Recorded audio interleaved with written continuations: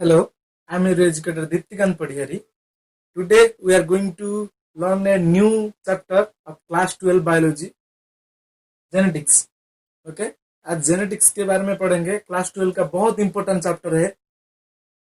Okay, जब भी हमारे दिमाग में जेनेटिक्स का नाम आता है ना, एक ही आदमी का नाम आता है, वो दिमाग में एक ही आदमी का नाम आता है, वो है कौन? ग्रीगर जॉन मेंडल। ओके, वो उनको क्या नाम दिया जाता है? Generally father of genetics. Father of genetics ग्रीगर John Mendel. Okay, उनका बर्थ ईयर, उनके बारे में कुछ डिस्कशन करते हैं।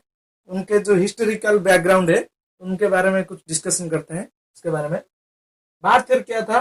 22 जुलाई 1822 1822 को वो बर्थ हुआ था उनका। और डेथ ईयर था 1884। इन बिटवीन दिस पीरियड्स वो क्या किए थे ना, 6 इयर्स वर्क किए थे। किसके ऊपर? 6 years of work with garden pea. Okay, 6 years of working, 6 years of work with garden pea.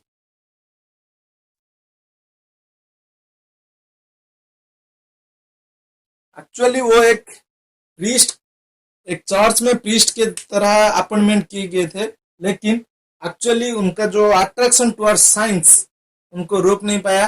वो क्या किए ना, वो एजुकेशनल क्वालिफिकेशन तो वो थे एक mathematician, not a biologist, but वो एक ऐसे थ्योरी लाए जो बायोलॉजी में ऐसा एक इवोल्यूशन लाया, मतलब सारे का सारा बायोलॉजी का पूरा दुनिया को बदल दिया।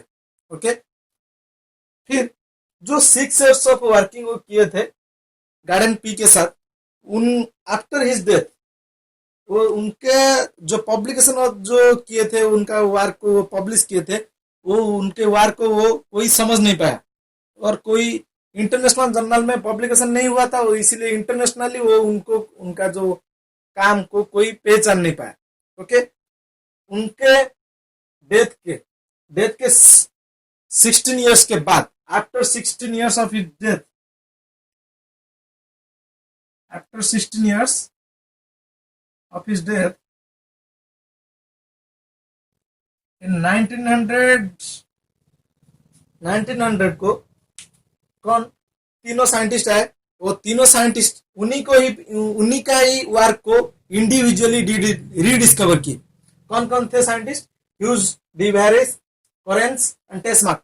ओके, इन तीनों ने उन्हीं के ही फॉर्मूला को, उन्हीं के ही लॉज को, उन्हीं के ही वर्क को इंडिपेंडेंटली वर्ल्ड के तीनों हिस्सों में इंडिपेंडेंटली वो वर्क करके वो जो उनका ही थ्योरी को इंटरनेशनली वो पब्लिश की। ओके,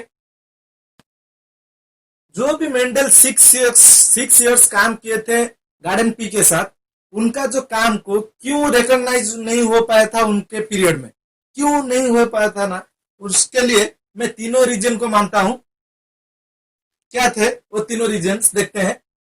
पहला रीजन क्या था ना, the work does not published properly.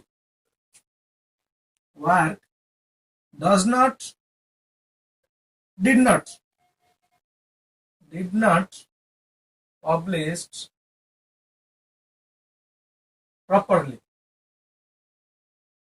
Okay, वो जो काम किए थे उनका काम को वो लोकल जर्नल में ही सिर्फ पब्लिश किए थे, इंटरनेशनल जर्नल में पब्लिश नहीं किए थे।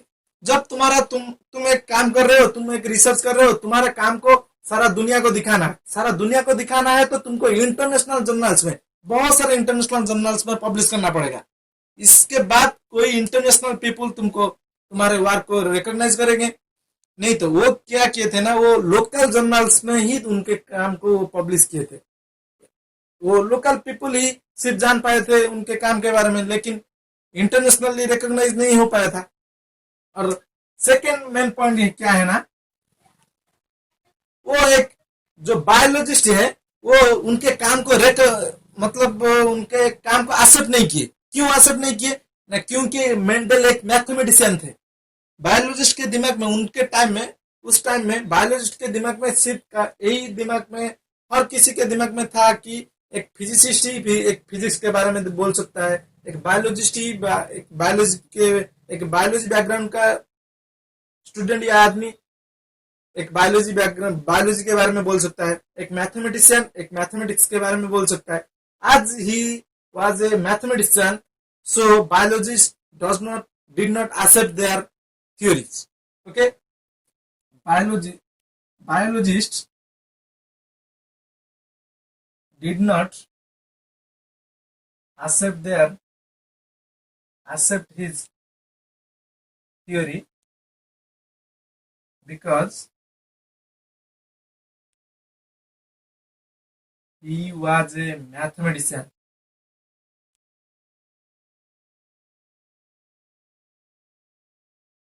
ओके, और नेक्स्ट इंपॉर्टेंट पॉइंट क्या है ना, मेंडल्स किसके बारे में डिस्क्राइब किए थे? मेंडल्स डिस्क्राइब किए थे फैक्टर्स के बारे में, वो लेकिन वो जीन्स के बारे में कुछ भी डिस्क्रिप्शन उसके उनके टाइम में नहीं था. Okay, Mendel talks about factors, not the genes. Okay, factors क्या है ना, डिस्क्रीट यूनिट है, डिस्क्रीट यूनिट्स है. ओके, वो फैक्टर्स के बारे में डिस्कशन किए थे, but there is no evidence regarding genes. That's why there his work does not recognize at that time. Okay, after the discoveries of three scientists in 1900, they get this recognition. Okay, अब हम discussion करेंगे Mendel के success के बारे में. Mendel जो काम किए थे वो सक्सेस क्यों हो गए? Reason for Mendel success. पहला पॉइंट होना चाहिए, Mendel choose contrasting characters. Okay, contrasting characters. Okay, वो contrasting characters को ही लिए थे. किसका? गार्डन पी का. कितना लिए थे? बहुत सारे, मतलब बहुत सारे contrasting character था गार्डन पी के साथ, लेकिन वो लिए थे 7 contrasting character को. Okay, 7 contrasting character. Second point क्या था? सेकेंड पॉइंट क्या था ना, वो large sample size. Large sample size, वो क्या किया था ना, बहुत सारे जो गार्डन पी को एक ही जगह पर रिपीटेडली हार्वेस्ट कर रहे थे, रिपीटेडली उनके साथ एक्सपेरिमेंट कर रहे थे. ओके, लार्ज बहुत सारे पी प्लांट को लिए थे, लार्ज सैंपल साइज था. Okay, as he worked about 6 years. Okay, third point में क्या होगा ना, correct data analysis. As he was a mathematician. Okay, correct data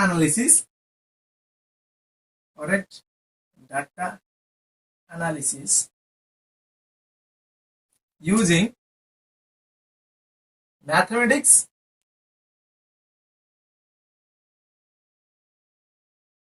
and statistics. Okay, उसके बाद और मोस्ट इंपोर्टेंट पॉइंट क्या है ना, no use of linkage. Linkage का यूज वो नहीं किए थे, मतलब वहां पर जो दोनों फैक्टर्स या दोनों जीन्स का जो लिंक हो जाता है, वो लिंकेज के बारे में वहां पर कोई भी डिस्कशन नहीं हुआ था. Okay, no use of linkage. Okay, no use of linkage. इसके बाद हम देखेंगे why Mendel choose pea plant for his experiment. Okay, अब हम डिस्कशन करेंगे reason for selecting pea plant. क्यों वो सिलेक्ट किए थे पी प्लांट, और कुछ प्लांट को क्यों नहीं लिए थे? देखो, पहला क्या पॉइंट होगा, क्योंकि पी प्लांट का शॉर्ट लाइफ स्पैन है. Life span is very short. Life span is short. Okay, is about 3 to 4 weeks only. Okay, एक के बाद, मतलब एक जनरेशन के जाने के बाद 3 to 4 वीक्स मतलब 1 मंथ, लगभग 1 मंथ के बाद और एक दूसरा जनरेशन को वो प्लांट कर सकते थे। ओके, उनके सक्सेस के स्टोरी के पीछे एक पॉइंट हो सकता है। ओके ओके, नेक्स्ट क्या था ना, P plant shows both self pollination and cross pollination. Okay, उनके पास बहुत सेल्फ पॉलिनेटेड प्लांट था और क्रॉस पॉलिनेटेड प्लांट भी था। Okay, P plant shows both self pollination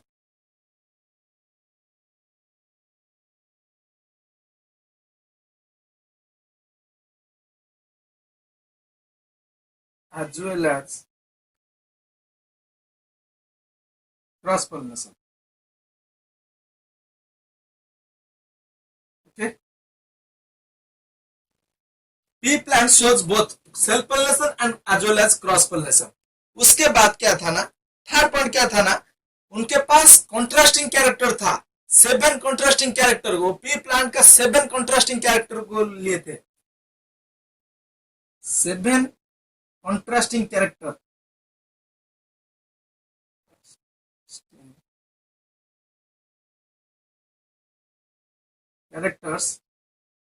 are taken, were taken। Okay, वो 7 कॉन्ट्रास्टिंग कैरेक्टर क्या था, 7 कॉन्ट्रास्टिंग कैरेक्टर क्या था ना, देखो यहीं पर है 7 कॉन्ट्रास्टिंग कैरेक्टर, मैं यहाँ पर लिस्ट आउट कर दिया हूं। देखो पहला क्या था, कैरेक्टर क्या था, हाइट। वहां पर देखो हाइट में दो ही तरीके का हाइट को वो लिए थे, या तो टॉल होगा या तो ड्वार्फ होगा, या तो वहां पर कोई टॉल या टॉलर नहीं था, या शॉर्ट या शॉर्टर नहीं था, सिर्फ 2 ही हाइट के थे, या तो टॉलर या तो टॉल या तो ड्वार्फ।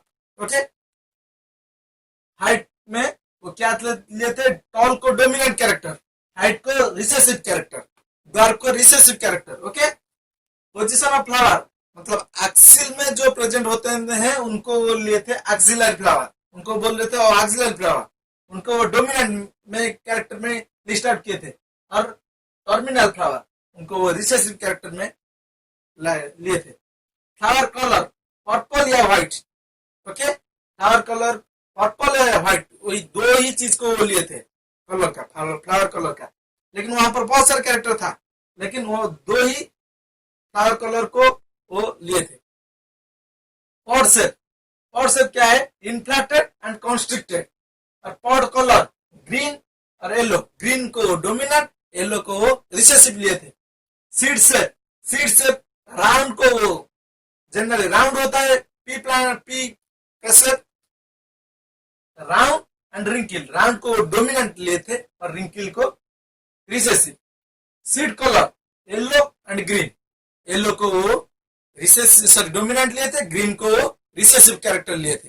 ओके, उसके बाद हम डिस्कशन करेंगे monohybrid cross, dihybrid cross and their laws of inheritance. Okay, thank you.